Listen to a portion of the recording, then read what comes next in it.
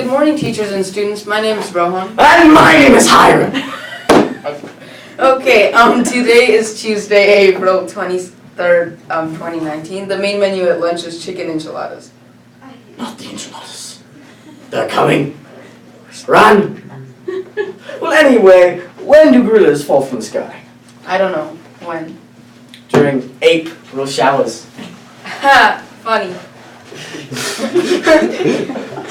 Congratulations to the winning players in the faculty-student basketball game April 11th. Way to go, guys. Caden Miller, Nate Snell, Isaac Tuya, Sam Beck, and Ethan Vernon, and Josh Jacobson. Also, there will be Eagle Hour today. It is world languages. If you're not studying one, you should do that because they're awesome.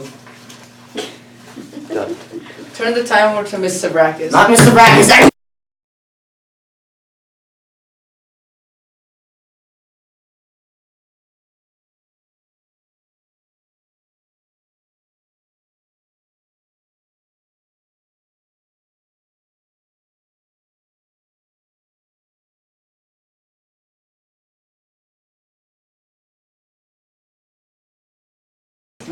Hey guys, we're NJHS. I'm Haley. I'm Brooke. And I'm Olivia. So, all 8th graders, if you've received an NJHS packet and you've turned it in, make sure to go to Mr. Lowe's portable and take a picture. And if you haven't turned it in, make sure to turn it in. You do not have to be in a specialty TA to be a member of NJHS. It's a big plus for your college application, and it's like good experience if you don't have a job or anything. You can land your first summer job. And it's fun to serve your peers and your school and your community, and they all need you, so just do it.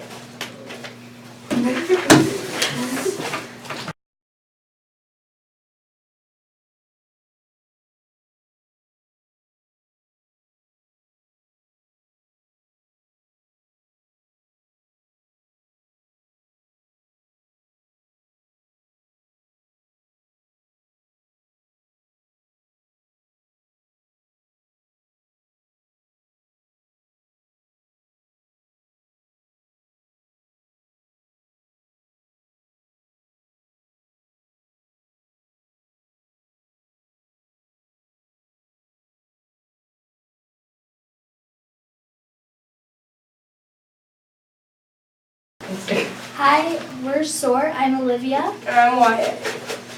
Happy birthday today to Amelia Pajic and Ethan Williams. Today's classes that get out 1 minute early for lunch today are Miss Sterling for A lunch and Mr. Marsh for B lunch. You guys have to just...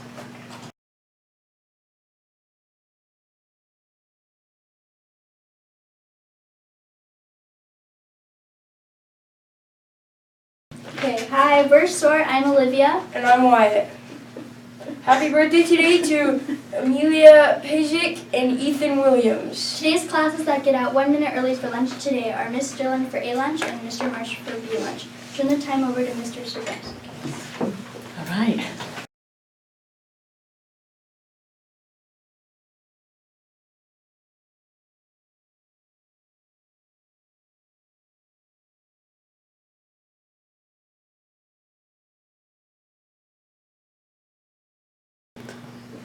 Good morning. I want to continue telling you about autism. So we're still celebrating Autism Awareness Month. So the first thing I wanted to do is to talk to you about how to talk to someone with autism. So you may know someone that has autism, or you may see someone that's a little bit quirky. Maybe they have autism, maybe they don't. But here are some ideas to help you with talking to someone with autism. First is, don't worry about eye contact. I think before spring break, I mentioned something about that. They do not make eye contact very often. There's also cultural differences that other groups may have about making eye contact, but don't worry about that with someone who has autism. Avoid touching them unexpectedly. That can be something that can trigger some sort of a meltdown or a freak out of some sort. A lot of times they do have sensitivity, physical sensitivities, and so touching them unexpectedly may cause them a little bit of distress. Ask someone first if you want to give them a hug or a pat on the back. That's really helpful, and you should do that with most people anyway. When you're hanging out, find a peaceful place. to hang out with them where there's going to be not a lot of noise, because a lot of noise can be distracting. Speak clearly and understandably. You may need to rephrase things. Sometimes they will have trouble with processing what you are saying to them, so speaking slowly or clearly will be helpful. It doesn't need to be so slow like a sloth, but that will just help so they get the information from you. Be aware of challenges with reading social cues. So, for instance, seeing how people act in the hallway, they may not understand those types of things. Seeing that other teens, how other teens behave around each other, they may not pick up on those things. And they may see something that you do and think that that's okay.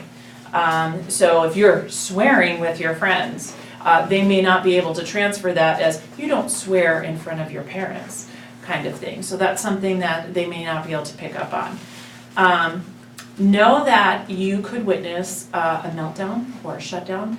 Basically, people with autism have a difficult time dealing with stress, and so they will allow it to build up and may have a hard time communicating with you. So sometimes there'll be an issue where they've built up all this stress and then they don't have a way to deal with that, and then they may freak out. You may see that happen maybe in a class or in lunch or in another social situation. The next thing is sometimes there is something called a stim. A stim is a behavior that helps them to stay calm. Sometimes it just makes them feel good, or it's a way to express their feelings. So someone flapping their hands, maybe something like that. There could be a rocking. There could be a rubbing of hands. Those kinds of things where they're doing a repetitive behavior over and over again. Try not to make them feel uncomfortable about that. You accept how that is with them. If you're not sure about what their needs are, just ask. Ask what they need. You would do that with anybody.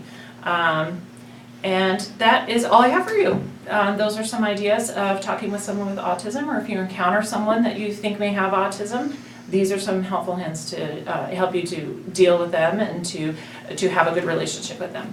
So thank you.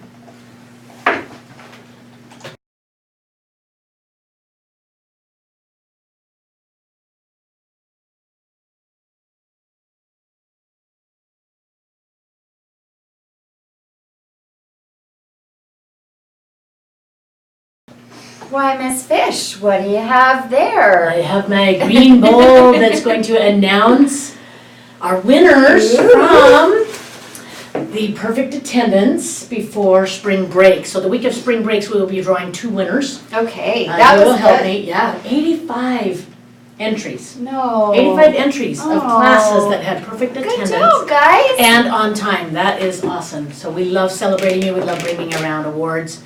And by the way, Miss Savrakis, that is a Greek name, and I think she's a very fun person, and I'm so glad she's sharing those things about autism. I'm finding it incredibly fascinating and honestly surprised I didn't know more about it, so I'm really grateful. Yeah, okay, so I will disappear my head if you will reach in my brain and pull out the first lucky winner for perfect attendance before spring break. This is definitely the imaginary.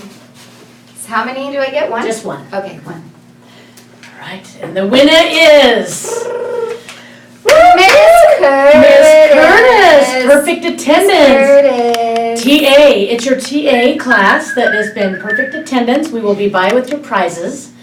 Let's take a peek at that. I just want to make sure. Miss Curtis It is on 411. So you are first place winner, our second place winner. Excellent job. Put that in front of your face, please. Oh, okay. Yes, let's It's my turn. Oh, yes, that looks so cool. Like you have a forehead and a V-shaped imaginary chin.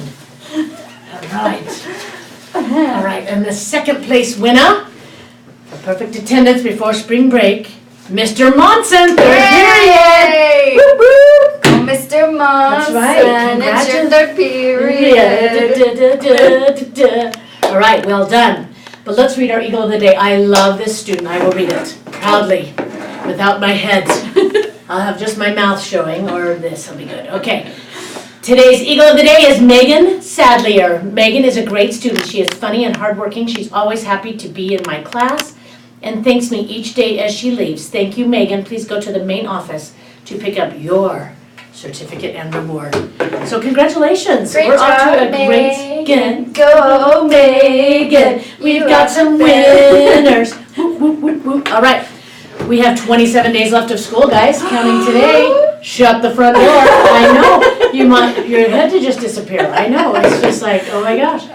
So we can do this, you guys. We're going to need everybody to dig in, do your best on our tests next week. We have the RISE and the ASPIRE test. Okay, so teachers, don't forget we have training this afternoon if you're interested in the RISE and ASPIRE training. That'll be from 3 to 4 in the Media Center. Yeah, thank you for that. And we let's push through, you guys. We can do this. We can do 27 days of school. Yes, we can. Peace. Bye.